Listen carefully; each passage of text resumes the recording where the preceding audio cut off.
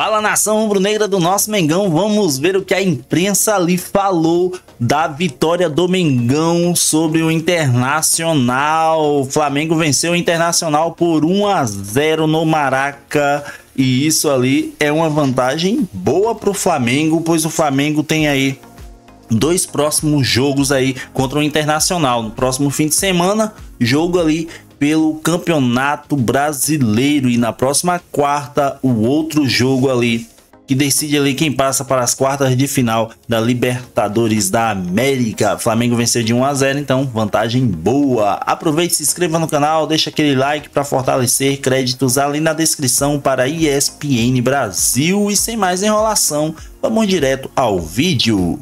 Cobrança, bola parada para o time do Flamengo, Rocher preocupado, a bola viaja, o desvio do Royal, gol!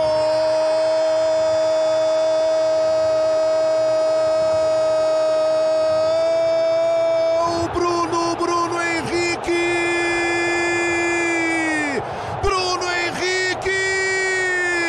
o BH faz 1-0 pro Flamengo no Maracanã. Bruno Henrique!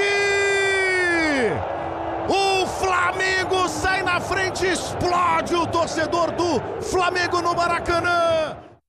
A identificação que eu tenho com a Libertadores, mas eu quero marcar gol também no Brasileiro, em todos os jogos que eu entro em campo. Mas diante da Libertadores eu estou sempre presente ali fazendo gol, que continue assim, né? Mas feliz pela vitória, feliz pelos 90 minutos, ainda não ganhamos nada, tem mais 90 minutos lá, sabemos que é difícil, mas vamos em busca da classificação. Campeonato Brasileiro e a Libertadores, mas principalmente o Campeonato Brasileiro, é o campeonato mais competitivo do mundo. Para mim é muito difícil jogar, muito difícil. O problema são as expectativas, né, que se geram em função do adversário que pisa no Maracanã. Todo mundo acha que vai ser goleada, e não é fácil. Vimos o Santos vencendo o líder, até o vice-líder Cruzeiro no outro dia. Agora, querer ganhar e golear todos os jogos é uma coisa totalmente irreal. Não me pareceu meu time satisfeito com 1-0, tanto que faltando 10 minutos para completar, eu troquei ainda, né, coloquei mais um atacante, que foi o Prado de lado, para substituir o Ricardo Matias, já desgastado pelo Borré. Reestruturei o meio campo ali com a força do Richard, pelo cansaço do Thiago, para que a gente seguisse com força de buscar o empate, né? E ainda tivemos oportunidade nas bolas finais do jogo, né? Não via a nossa equipe satisfeita com o resultado de 1-0, pelo contrário, via a nossa equipe buscando o resultado até o momento, sobretudo no segundo tempo. E para falar desse Flamengo 1, Internacional 0, já chamo o amigo Jailson Vilas Boas, ao vivo lá do Rio de Janeiro, acompanhou tudo de perto no Maracanã e vai entrar na resenha do jogo com a gente. Bom dia, Jailson, tudo bem, amigo? Bom dia, Abel, bom dia aos amigos aí também na bancada, né? Bom dia também ao fã de esporte.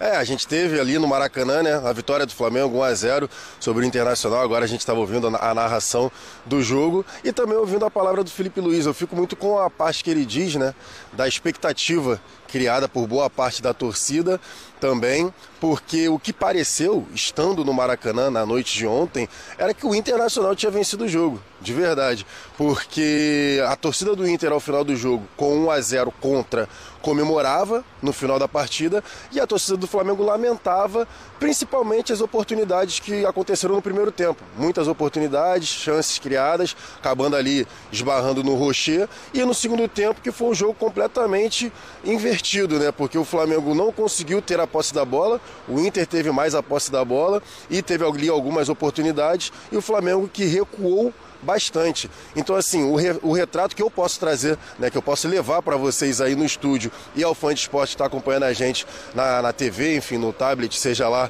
em qual dispositivo digital, né, agora a gente pode falar assim, através do Disney Plus, é que parecia que o Internacional tinha vencido o jogo no Maracanã, nesse jogo de ida, né, nas oitavas de final, que a gente sabe como é que é a Libertadores, muito disputada, mas era assim, foi o termômetro ali, no final dos primeiros 90 minutos, foi mais ou menos assim, Abel. Porque o Flamengo conquista vantagem mínima, né? joga pelo empate, mas óbvio que está tudo aberto. O Internacional pode vencer também, jogando no Beira-Rio, e de repente até por mais de um gol de diferença, o que é raro acontecer hoje, o Flamengo perder um jogo por mais de um gol de diferença. É difícil, mas não é impossível. Agora há pouco, Eugênio, falávamos, né, no seu destaque, você falava que viu um jogo equilibrado e eu dizia que eu vi diferente. Vamos ver se nossas opiniões são tão diferentes e o que todo mundo acha, porque na minha visão o Flamengo foi muito melhor no primeiro tempo, o Inter melhora no segundo, mas não cria tantas chances como o Flamengo criou no primeiro tempo. Então, para mim, o resultado foi justo e o Flamengo, no total do jogo, foi melhor, foi bem melhor que o Inter, na minha visão. Apesar de o Inter realmente ter melhorado, saiu do campo de defesa, foi atrás do empate no segundo tempo, mas, repito, criou muito menos chances do que o Flamengo criou quando foi muito melhor no primeiro. Você pensa muito diferente ou estamos próximos nos nossos raciocínios, Eugênio? Estamos próximos nos nossos raciocínios. Quando eu falo equilibrado, é que a gente tem um duelo de um gol só de diferença. É verdade. E a gente tem um duelo que ficou aberto até o final do jogo e que nos últimos minutos, como o próprio Roger falou ali, o Inter teve ali perto de tentar buscar um empate. Então, o futebol, Abel, como eu já falei aqui outras vezes, você tem duas situações. Uma é o jogo jogado. Um time domina, tem posse de bola, cria situações ou não cria situações, controla o jogo e tal. O outro tenta se defender, as estratégias. Outra coisa é bola na rede. Agora você falou. E bola na rede é o que decide. Muitas vezes um time domina e perde o jogo. Num contra-ataque, num escanteio, numa bola parada e tal. Então, o domínio que o Flamengo teve... O Felipe Luiz lembrou na coletiva, ele falou Cruzeiro e Santos. Verdade. O domínio que o Flamengo teve no primeiro tempo realmente foi amplo.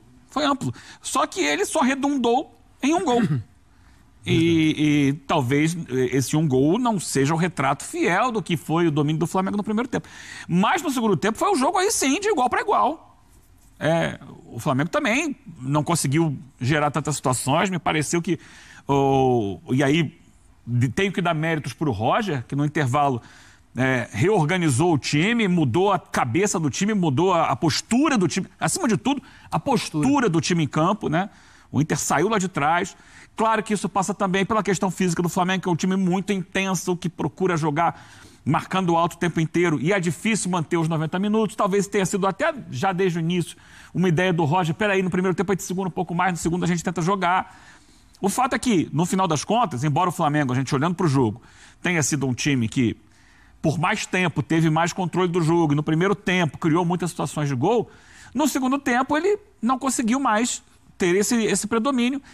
Vai com uma vantagem para o Beira-Rio. É uma vantagem importante, porque o Flamengo é um time que defensivamente sofre muito pouco. Ele consegue se sustentar bem defensivamente. Então, um gol é uma vantagem significativa, mas é a vantagem mínima. Você sabe que eu disse agora há pouco que é muito difícil o Flamengo perder um jogo por mais de um gol, por 2 gols ou mais. Eu falei isso sem saber uma informação que me passaram agora aqui no ponto. Que o Flamengo, nesta temporada, só perdeu um jogo por mais de 2 gols. Por 2 gols ou mais, na verdade. Foi pro Bayern de Munique. 4-2. Né? Só isso. Só esse. Temporada em 2025, só esse, Breles. E ali... Não é fácil, né? E o Flamengo também encerrou uma sequência de jogos do Inter em Libertadores em que ele sempre fazia um gol. Se não me engano, eram 18 jogos do Inter em Libertadores. Sempre marcando. Sempre fazendo pelo menos um gol. Ontem ele não fez nenhum. É impossível o Internacional ganhar por 2 gols, por 3 gols e ter a classificação direta? Não é, mas é difícil porque dificilmente o Flamengo deixa de fazer gol e leva tantos gols. É uma missão difícil, mas não impossível para o Inter. Você concorda? Concordo, Abel. E até essa informação que o Jailson trouxe para a gente também do clima, né, do ambiente no estádio, no pós-jogo, é normal, porque o torcedor sempre espera sair com um bom placar, já resolver ali em casa, não levar essa atenção para o jogo da volta, até por ser Flamengo, a exigência que se tem. Mas se a gente analisar friamente, de fato, a vantagem do Flamengo é bastante considerável. Levantou a mão, Jailson. Breiner. É prioridade. Só Só para ajudar aí na resenha de vocês, eu falei em relação à torcida, uma parte, inclusive, isso está gerando uma discussão interna entre alguns torcedores do Flamengo, né? Na rede social a gente acaba vendo algumas postagens e alguns torcedores reclamando, inclusive, da postura de outros torcedores. Porque o que aconteceu também é que com 38 minutos do primeiro tempo, o Emerson Royal foi vaiado. O Emerson Royal, toda vez que ele dominava a bola, depois de uma sucessão de erros, ele foi vaiado por uma parte da torcida. E aí até conversei com um amigo meu que estava em outro setor do Maracanã, ele falou, daqui eu não estou ouvindo nada, daqui eu não estou escutando nada, é só desse setor aí. E a gente estava ali embaixo da tribuna, da parte da imprensa, e uma boa parte da torcida dali, daquele setor, começou a vaiar o Emerson Royal, tanto que o Royal, na minha opinião, tá? Eu não tenho informação de nada do Felipe Luiz internamente, mas a minha opinião ali, visivelmente, estava ali com o Dotto ali do meu lado, nosso editor-chefe do SC3 também, e eu virei para ele e falei assim, ó, o Felipe Luiz não vai tirar o Emerson Royal antes do primeiro tempo. Claramente estava mancando, estava ali sentindo, não tinha condições de jogo, mas o Felipe Luiz, na ideia de preservar o jogador que acabou de chegar no Flamengo, ele não tirou o jogador antes do intervalo, tira aos 45 ali, né, durante o intervalo, justamente para não ter nenhum contato com a torcida. Justamente para preservar esse jogador e dele não ser vaiado ao sair do campo para a entrada do Varela no intervalo. Mas só para mostrar para vocês, como o Breyer estava falando, em relação à diferença também da expectativa, né, de alguns torcedores, do que o próprio Felipe Luiz falou em relação a achar que vai golear todo e qualquer adversário por conta da campanha que teve fazendo no Campeonato Brasileiro, por conta dos investimentos, e também alguns torcedores que estão entendendo que isso é Libertadores, que isso é mata-mata, que isso é uma competição difícil, complicada, e que o Internacional era um adversário à altura. E só para devolver para vocês que o próprio Felipe Luiz já falou, né, que ataque vence jogo e a defesa ganha campeonatos. O Jailson trouxe uma questão importante, né, porque o Emerson Royal realmente não fez uma boa partida, mas desde o comecinho do jogo dava pra ver que fisicamente ele não estava bem. Ele levou uma pancada isso bem no início, o futebol do cara. Uma pancada no pé bem no Exatamente. início. E eu acho que isso já acaba tendo impacto no desempenho dele ao longo de toda a primeira etapa. Mas eu já imaginava, ontem a gente debateu aqui sobre Você apostou no Varela ontem, né, como eu imaginava que ele fosse começar o jogo com Varela. Até porque o Emerson jogou no final de semana. E é uma exigência, e ele é um jogador que está em adaptação, está em crescimento, né, Jailson? E achava que a bola de segurança era o Varela, que tem mais entrosamento com esse time. Tanto que eu acertei no Alan, acertei no Bruno Henrique, que muita gente falou, que surpresa o Bruno Henrique no comando do ataque. E eu já ontem dizia que, para mim, era o Bruno Henrique, mas eu achava que era o Varela. Acabou sendo. No segundo tempo foi o Varela. Agora, essa questão que a gente me surpreendeu o Eugênio. Diga lá, Jailson. Desculpa interromper, Joãozinho, mas só para falar com o Eugênio que me surpreendeu a escolha do Royal por conta do Wesley. Wesley e Bernabé, né, pelo lado esquerdo, dois muito rápidos pelo lado esquerdo ali, e o Varela marca melhor do que o Royal. Fato. Então eu imaginava também, assim como o Eugênio falou, eu imaginava que o Varela fosse ser o escolhido como titular e não o Emerson Royal. Agora, essa questão da expectativa, eu sempre falo aqui, até o Dimas no nosso puxeta do YouTube da ESPN, a frase que grandes expectativas geram grandes frustrações. O Flamengo realmente fez um primeiro tempo primoroso, que dava para ter sido mais de 1-0. Ali, algumas finalizações, uma finalização do Alan por cima que poderia ter tido mais sucesso no alvo e etc. Só que eu entendo a torcida do Inter fazer essa festa no final do jogo pelo que foi o primeiro tempo, né, Jailson? Se você analisa uma pessoa que assistiu o primeiro tempo torcendo pro Inter, fala, meu Deus do céu, a gente escapou, não é não? Com certeza, João, porque o final ali, né? O final do primeiro tempo, a torcida do Inter um pouco mais calada, mas obviamente tentando ali empurrar a sua equipe, até porque o número era consideravelmente menor, mas o final ali nos 10, 15 minutos finais do jogo como um todo, só a torcida do Inter cantando ali, meio que comemorando de verdade o 0-1, né, a gente pode falar assim, mas comemorando, e a torcida do Flamengo, alguns já indo embora, outros ali mais frustrados com o resultado, porque a expectativa por conta do primeiro tempo era de um resultado, né, maior, uma vantagem maior para o jogo da volta. E assim, o segundo tempo causou estranhamento, e aí eu acho que fica muito por conta do declínio físico. Acho que é muito claro, porque o Flamengo volta para o segundo tempo muito atrás. O Inter não fez muita força para ter a posse da bola, de marcar pressão, enfim. O Inter adiantou um pouco as linhas de marcação. O que ficou sentado na própria área ali no primeiro tempo, adiantou um pouco, chegou ali no meio campo e o Flamengo já teve dificuldade. Eu achei que recuou muito a equipe do Felipe Luiz, não sei, até por conta do cansaço, porque, por exemplo, o Samuel Lino mesmo sai forma assim cedo, né? Ali eu acho, né? Eu não lembro agora exatamente o tempo, mas acho que foi ali por volta dos 20, 25 minutos no máximo do segundo tempo.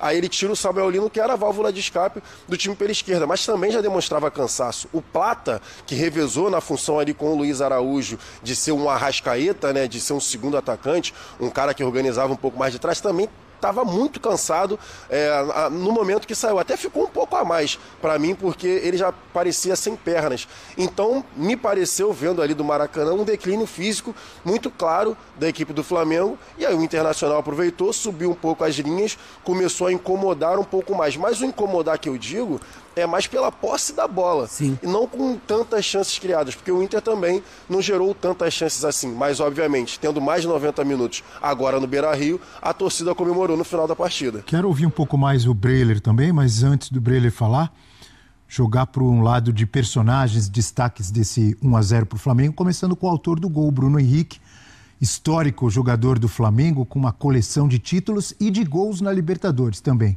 Só o Gabigol fez mais gol que o Bruno Henrique com a camisa do Flamengo na Libertadores. Na hora que precisa, ele aparece. Em mata-matas da Libertadores desde 2019, o Bruno Henrique tem 12 gols, 16 participações em gols. E aí lidera ações na área rival, dribles tentados, duelos vencidos, duelos aéreos vencidos e fica em segundo em grandes chances com 20. Só perde, ali embaixo está lá na tarja, amigo Breler, para Gabriel Barbosa, que hoje é jogador do Cruzeiro. Continua sendo decisivo. Ontem a gente estava na dúvida, acho que muita gente estava em dúvida. Pô, vai jogar o Pedro, vai jogar o Bruno Henrique. O Eugênio apostou ontem de manhã que entraria o Bruno Henrique, o Eugênio acertou. E o Felipe Luiz acertou, Breler, porque ele apostou e o cara decidiu. Só um dado aqui, antes do Breler, se você me permite, Abel. Manda, claro. 65% dos gols do Bruno Henrique na Libertadores foram no mata-mata, fases finais, né? Daí pra frente. São 23 gols em Libertadores, 15 em fases decisivas, portanto aí 65%. Ele é o cara que decide, né? Em momentos grandes. Sem contar que é o Mr. Clássicos também, né? Também tem essa, né? Também tem carrasco dos rivais. E ontem é um gol que tem muito do mérito do Bruno Henrique. O Bruno Henrique não é só um ponta, um atacante rápido. Ele tem muita presença de área também. Quando jogava com o Gabigol era dessa forma, né? Ele preenchia muito bem ali os espaços, fazia muito gol de cabeça.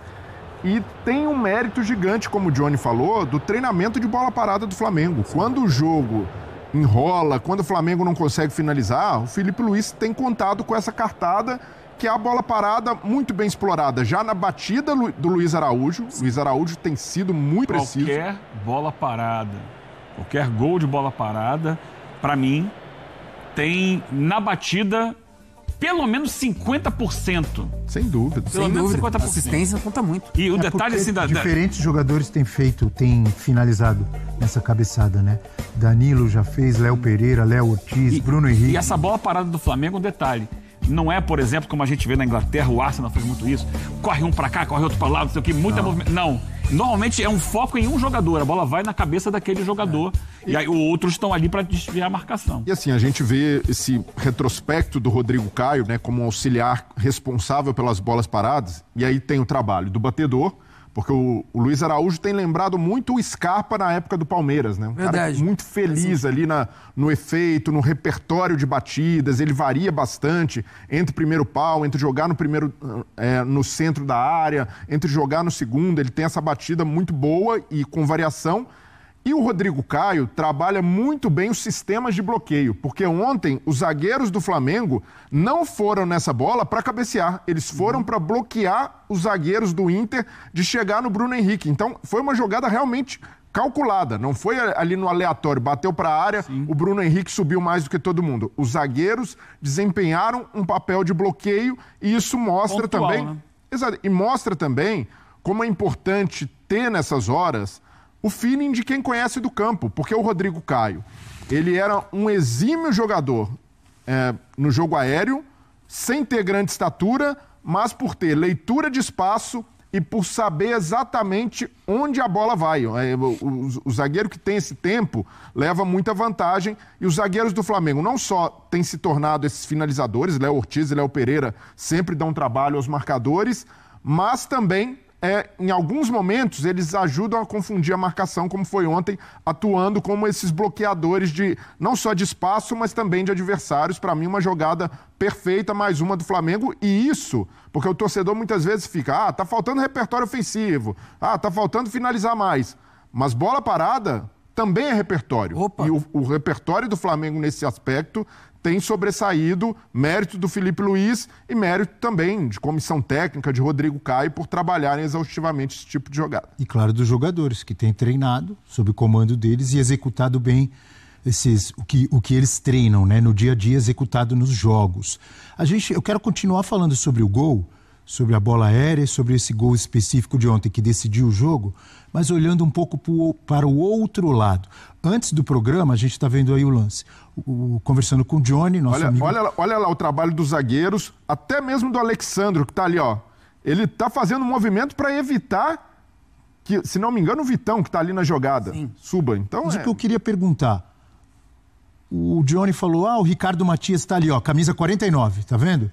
Ele sobra... Ele tá do lado, mas na frente do Bruno Henrique tem 3 jogadores do Internacional que parece que tá um marcando o outro. Não, reparem. Mas estão... Por que o Bruno Henrique sobe sozinho se tem 3 jogadores do Inter na frente dele? Abel, mas ali pra mim o trabalho do Alexandre é fundamental. Ele tá bloqueando. Ele bloqueia o Vitão. O Vitão era o cara que chegaria pra dividir essa bola no alto com o Bruno Henrique, porque na marcação de bola parada... Existe quem vai pegar ali os zagueiros, né, fazer a marcação individual, e existe quem vai ficar livre para subir.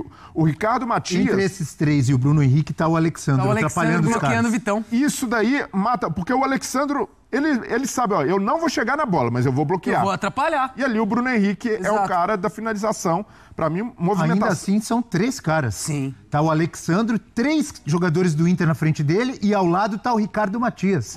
Mas A questão ali é que você não sabe...